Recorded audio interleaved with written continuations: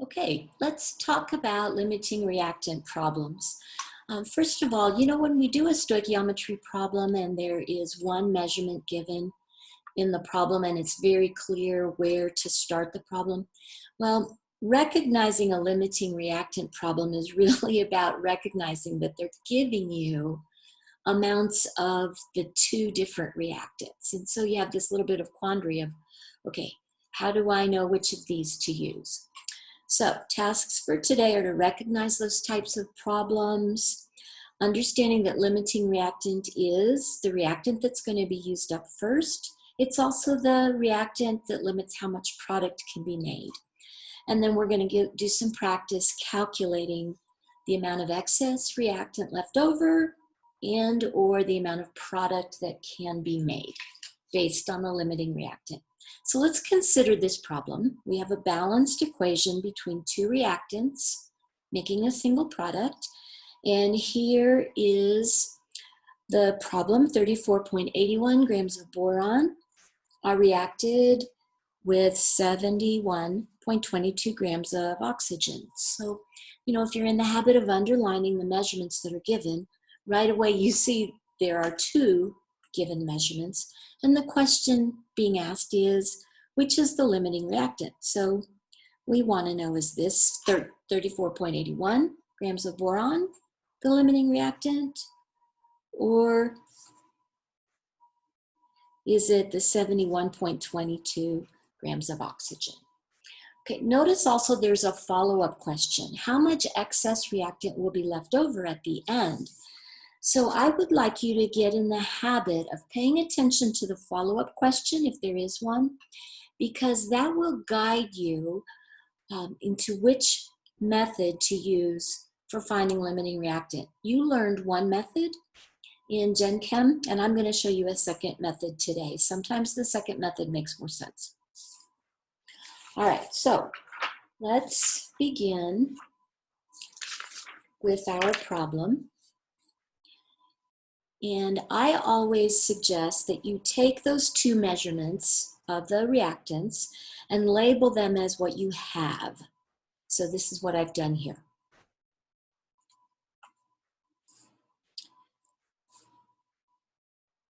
And then,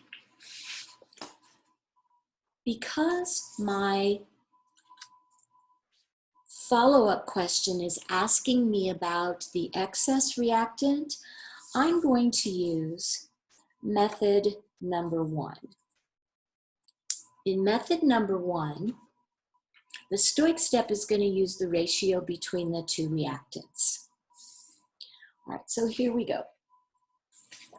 We always start with the quantity that you have, and I have two to choose from here. It really doesn't matter which one you start with. I'm just choosing this one because it came first in the problem. So I've got these grams of boron, and I'm going to change those into moles using molar mass from the periodic table so that I can then apply the stoic step. Now you see my stoic step is comparing 4 moles of boron to 3 moles of oxygen. Again, this is what you did in first year chem, this method. And then grams of boron have canceled out. Moles of boron have canceled out. I don't want to stop here. I want to keep going and convert moles of oxygen into grams, again, using the periodic table, molar mass. And that will give me a final answer of 77.28 grams of oxygen needed. And this label is really important because your next step is to just think about what you've said.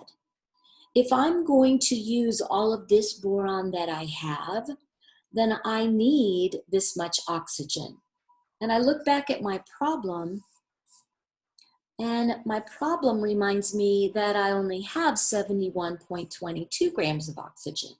Need this much? Don't have it.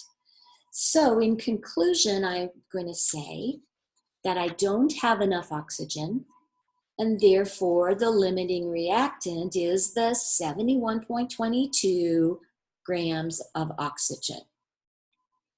All right, now let's look at the follow-up question. How much excess reactant will be left over? So for my follow-up, how much excess reactant is left over?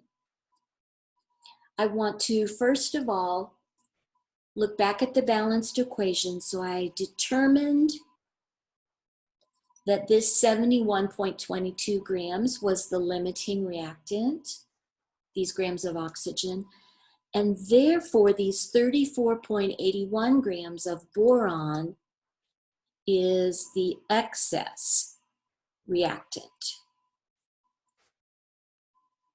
Okay, so I'm clearly going to have some of this left over. It's present in this amount in excess.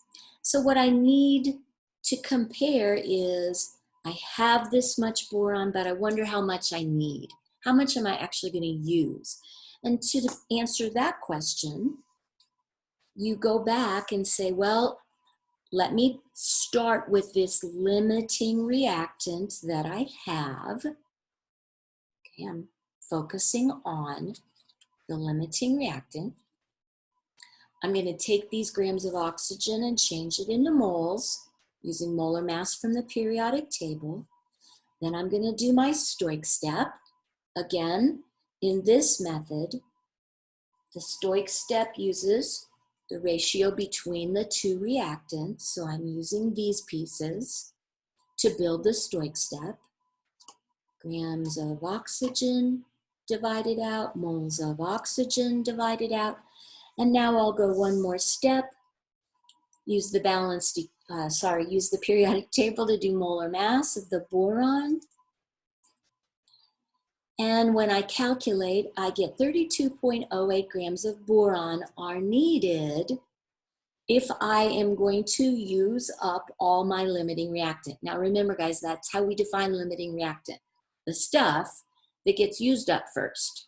So if I am going to use all of this oxygen, then I had better have this much boron. Well, I do. Again, confirmation that the boron is the reactant in excess. So finally, I'm saying I started out with this much boron. That's what I have. And the stoichiometry told me how much boron I need. The difference then is how much will be left over.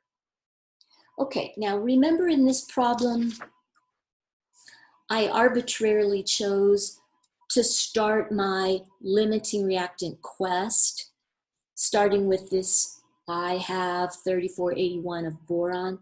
I could just as easily have started that problem with the oxygen. Okay. I could have said, well, I also have 71.22 grams of oxygen. Let me use my periodic table to change that into moles. Then let me apply the stoich step, which compares the two reactants. And then let me use molar mass of boron, multiply through in the numerator, divide by product of all these denominators, and I wind up learning that 32.08 grams of boron is what I need. Okay, again, have 3481 boron, need 32.08. So at that point, as I compare these two amounts of boron, I can say we have plenty of boron. So it must be the excess reactant. And therefore, the 71.22 grams of oxygen is the limiting reactant. So you see, I got the same answer for limiting reactant, no matter which of the two I have this much, no matter which of these two I chose to start with. All right, lastly, I want to teach you a second means of calculating limiting reactant. So let's look at another problem. This second method is sometimes shorter and more handy. But again, it's going to depend on the follow-up question. So here I've got the same equation, same reaction, but I have some new numbers this time. Again, Notice that I am given two measurements, which is one of your clues that you need to find the limiting reactant. By the way, they spell that out for you here. They're flat out asking, which is the limiting reactant? So it's either 58.25 grams of boron or 81.06 grams of oxygen. Now, I'm going to just read through and look at the follow-up question. You see how this time, instead of inquiring about how much of the other reactant will be left over, instead the follow-up question is asking how much product can be made. So I'm going to suggest that there is a method 2, which is more handy when this is your follow-up question. Let me diverge for just a minute. Let's talk about peanut butter sandwiches. So let's suppose that in making the perfect peanut butter sandwich, you determine that the recipe, the balanced equation, requires 2 pieces of bread and 3 heaping scoops of peanut butter to make one primo wonderful sandwich. Okay, in equation form, it looks like this. 2 breads plus 3 peanut butters makes 1 sandwich. Okay, now, let's just suppose, let me get this question out of the way. Let's just suppose that you have 24 breads and 30 peanut butters. So without your calculator, can you intuitively tell me which of these 2 ingredients will limit or dictate how many sandwiches you can make? And I bet if you think intuitively for just a minute, you would be saying to yourself, well, it takes 2 breads to make 1 sandwich. I've got 24 breads, so that should make 12 sandwiches. Okay, also, it takes 3 peanut butters to make 1 sandwich. I've got 30 peanut butters, so based on the peanut butters, I should be able to make 10 sandwiches. 30 peanut butters would generate 10 sandwiches. 24 breads would generate 12 sandwiches. Well, with these 2 ingredients, can you see that the sandwich production is going to be limited to 10 sandwiches? The peanut butter in this case is the limiting reactant, and I determined that by building my stoich steps between reactant and product. Reactant and product. Slightly different method than what we learned in first year chem. So let's go back to our problem. Not peanut butter sandwiches now, but boron and oxygen. We are given 2 starting amounts of the 2 reactants. So we label them in the problem. Okay, now we're going in method 2. We're going to start with one of the reactants. I'm choosing the boron here. And then I'm changing those grams of boron into moles using my periodic table. And now I'm going to build a stoich step, but in method 2, my stoich step uses the ratio between the reactant and the product. So 4 moles boron would make 2 moles of product. Okay, now I need to use periodic table again and molar mass of the product, and then multiply through and divide, and I learn when 187.6 grams of product can be produced. Okay, well, that's nifty, but that doesn't tell me anything until I look at the other reactant and see how much product it could produce. So, same strategy.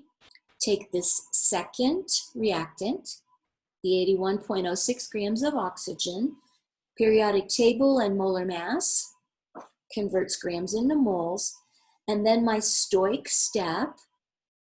This stoich step in method 2 is comparing the reactant to the product, and then another molar mass step And my calculator tells me that based on the oxygen reactant, I can produce 117.6. Okay, back to peanut butter sandwiches.